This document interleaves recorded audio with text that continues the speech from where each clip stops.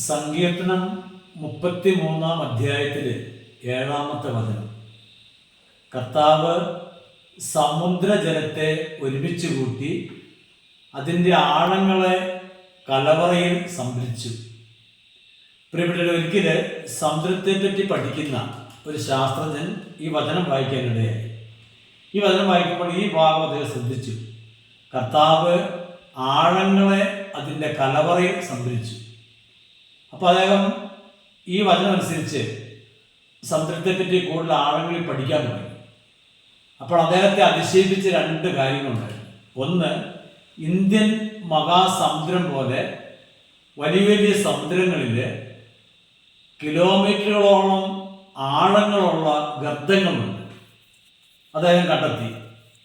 പിന്നെ അദ്ദേഹത്തെ അതിശയിപ്പിച്ച മറ്റു സംഭവമാണ്, ഇങ്ങനെ സമുദ്രങ്ങളിൽ കിലോമീറ്ററുകളോളം ആഴങ്ങളുള്ള ഗർത്തങ്ങൾ ഇല്ലായിരുന്നെങ്കിൽ സമുദ്രജലം ഭൂമിയെ മൂടിയനെ, കരയെ മൂടിയനെ.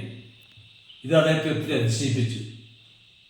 ഇപ്പൊ പ്രിയപ്പെട്ട, എത്ര അത്ഭുതകരമായ രീതിയിലാണ് കർത്താവ് ആ സൃഷ്ടി നടത്തിയിരിക്കുന്നത്.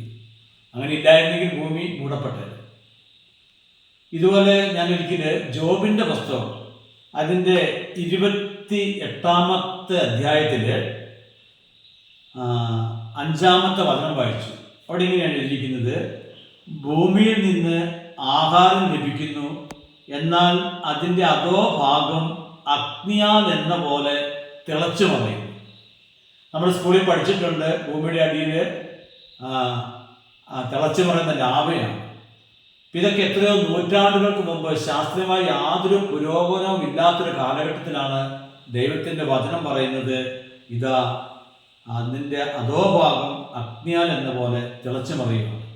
വീണ്ടും എസെക്കിയേൽ പ്രവാചകന്റെ പുസ്തകം 32-ാം അധ്യായത്തിൽ അതിൻ്റെ 18-ാമത്തെ വചനം പറയുവാണ്: പാതാളത്തിൽ പതിക്കുന്നവരുടെ കൂടെ അധോ ലോകത്തിലേക്ക് തള്ളിയിടുക. അപ്പോൾ ഏകദേശം ഈ വചനം വായിച്ചപ്പോൾ നമുക്കറിയാം പാതാളം എവിടെയാണ്? അത് ഭൂമിയുടെ അധോ ഭാഗമാണ്.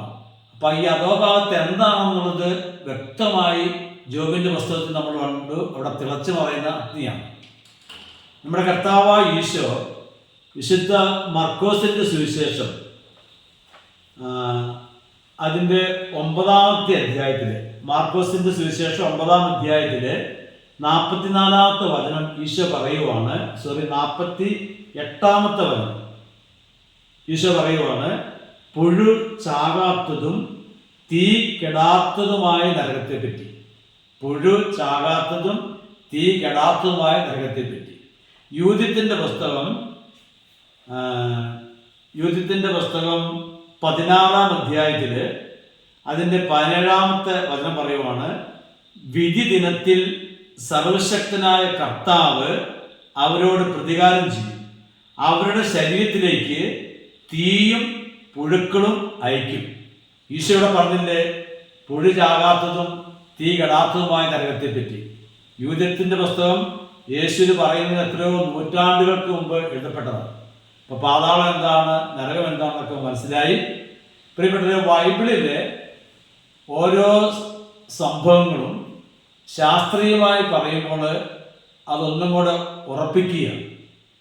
അപ്പം ഈ സമുദ്രശാസ്ത്രജ്ഞൻ അതേപ്പറ്റി പഠിക്കുന്ന ശാസ്ത്രത്തിൻ്റെ പഠനത്തിലൂടെയാണല്ലോ ഇത് കണ്ടെത്താൻ സാധിച്ചത്. അപ്പോൾ ബൈബിളിലെ വചനം സത്യമാണെന്നുള്ളതാണല്ലോ അദ്ദേഹത്തിൻ്റെ പഠനം നമ്മളെ കാണിച്ചു തരുന്നത്. ഇതിലൂടെയെല്ലാം നമ്മൾ മനസ്സിലാക്കേണ്ട ഒരു കാര്യമാണ്, ഈ പ്രപഞ്ചത്തിൻ്റെ സൃഷ്ടിയുടെ എല്ലാ രഹസ്യങ്ങളും നമുക്കറിയത്തില്ല, അതിലേക്കൊരു പഠനം എത്തിയിട്ടില്ല. അപ്പം ഇതെല്ലാം ബൈബിളിൽ ഇതിൻ്റെ രഹസ്യങ്ങളെല്ലാം രേഖപ്പെടുത്തി വെച്ചിട്ടുണ്ട്, പല ഭാഗങ്ങളിലാണെന്നേ ഉള്ളൂ. അപ്പോൾ ഇതിലൂടെ നമുക്കൊരു സത്യം മനസ്സിലാക്കാനുണ്ട്, ദൈവത്തിൻ്റെ വചനം അത് പൂർണ്ണമാണ്, അതിനൊരിക്കലും മാറ്റം ഉണ്ടാകില്ല. എന്തെല്ലാം വചനങ്ങളിൽ പറഞ്ഞിട്ടുണ്ടോ അതെല്ലാം പൂർത്തിയായിക്കൊണ്ടിരിക്കുകയാണ്. ഇനി പൂർത്തിയാകാനുള്ള കാര്യം എന്താ? നമ്മുടെ കർത്താവായ ഈശോ പറഞ്ഞ കാര്യമാണ്. അത് അവിടുത്തെ വീണ്ടും വരവാണ്. അപ്പോൾ തീർച്ചയായിട്ടും ഇത്രയും കാര്യങ്ങളൊക്കെ ഇവിടെ പൂർത്തിയായെങ്കിൽ ഈശോ പറഞ്ഞ ഈ കാര്യങ്ങൾ പൂർത്തിയാകുന്നത് ഉറപ്പാണ്. അപ്പം നമ്മളെന്താണ് ചെയ്യേണ്ടത്? നമ്മൾ നമ്മുടെ കർത്താവായ യേശുക്രിസ്തുവിലൂടെ പിതാവായ ദൈവം നമുക്കൊരു നിത്യജീവൻ നൽകുന്നുണ്ട്. ഈ സത്യം തിരിച്ചറിഞ്ഞുകൊണ്ട് ആ നിത്യജീവനിലേക്ക് ഒരുങ്ങി ജീവിക്കേണ്ടവരാണ് നമ്മൾ. ഈ ലോകത്തെ നമ്മുടെ ജീവിതം ഏത് നിമിഷവും കൊഴിഞ്ഞു പോകാം. അതല്ലേ ബൈബിൾ പറയുന്നത്, പുഷ്പം കൊഴിയുന്ന പോലെ, പുല്ല് വാടുന്ന പോലെ അത്ര ആയുസ്സുള്ള മനുഷ്യന്. അപ്പം അതുകൊണ്ട് ഈ ആയുസ് തീരുമ്പോൾ നിത്യതയുണ്ട് എന്നുള്ള നല്ല സത്യത്തിലേക്ക് നമുക്ക് മുന്നേറാം. വിശുദ്ധ യോഹന്നാന്റെ സുവിശേഷം 14-ാം അധ്യായത്തിൽ ഈശോ പറയുന്നില്ല ഒന്നൊരു വചനങ്ങളിൽ, നിങ്ങളുടെ ഹൃദയം അസ്വസ്ഥമാകേണ്ട, ദൈവത്തിൽ വിശ്വസിക്കുവിൻ, എന്നിൽ വിശ്വസിക്കും. എൻ്റെ പിതാവിൻ്റെ ഭവനത്തിൽ അനേകം വാസസ്ഥലങ്ങളുണ്ട്, ഇല്ലായിരുന്നെങ്കിൽ ഞാൻ നിങ്ങൾക്ക് സ്ഥലമൊരുക്കാൻ പോവുകയാണെന്ന് പറയുമായിരുന്നു. ഞാൻ പോയി സ്ഥലം ഒരുക്കി കഴിയുമ്പോൾ ഞാൻ ആയിരിക്കുന്നിടത്ത് നിങ്ങളും ആയിരിക്കേണ്ടതിന് ഞാൻ വീണ്ടും വന്ന് നിങ്ങളെ കൂട്ടിക്കൊണ്ടുപോകും. അപ്പോൾ തോമാസ് ലീഗ ചോദിക്കുന്ന കർത്താവ്, അപ്പോൾ ഈശോനെ പറയുവാണ്, ഞാൻ പോകുന്നതിൻ്റെ വഴി നിങ്ങൾക്കറിയാം. ഇപ്പോൾ തോമസ് ചോദിക്കുക, കർത്താവേ അങ്ങ് എവിടേക്ക് പോകുന്നത് ഞങ്ങൾക്ക് അറിഞ്ഞുകൂടാ, പിന്നെ വഴി ഞങ്ങൾ എങ്ങനെ അറിയും? ഈശോ പറയുവാണ്, വഴിയും സത്യവും ജീവനും ഞാനാണ്, എന്നിലൂടെ അല്ലാതെ ആരും പിതാവിൻ്റെ അടുക്കിലേക്ക് പോകുന്നില്ല. പ്രിയപ്പെട്ടവർ, ഇവിടെ പറഞ്ഞൊരു കാര്യം കേട്ടോ, ഈശോ വീണ്ടും വന്ന് ഈശോ ആയിരിക്കുന്നിടത്തേക്ക് നമ്മളെ കൂട്ടിക്കൊണ്ടുപോകും. അത് നമ്മുടെ മരണമാണ്. അപ്പോൾ അതുകൊണ്ട് ഒരുങ്ങി ജീവിക്കാൻ നമുക്ക് ആഗ്രഹിക്കാം, പ്രാർത്ഥിക്കാം. കർത്താവായ ദൈവമേ, ഈ പ്രപഞ്ചത്തെയും അതിലുള്ള എല്ലാറ്റിനെയും എത്ര മനോഹരമാണ് അങ്ങ് സൃഷ്ടിച്ച്, അതെല്ലാം ഞങ്ങളുടെ നന്മയ്ക്ക് വേണ്ടിയാണ്. നല്ല ദൈവമേ, ഈ സൃഷ്ടിയെ ഓർത്ത് ഞങ്ങൾ അങ്ങേ സ്തുതിക്കുന്നു, ആരാധിക്കുന്നു, നന്ദി പറയും. അതുപോലെ കർത്താവെ, ഒരു നിത്യജീവനിലേക്ക് ഒരുങ്ങി ജീവിക്കാനുള്ള ഒരു ആത്മീയ അഭിഷേകം ഈ കാലഘട്ടത്തിൽ അങ്ങ് ഞങ്ങൾക്ക് നൽകണമേ.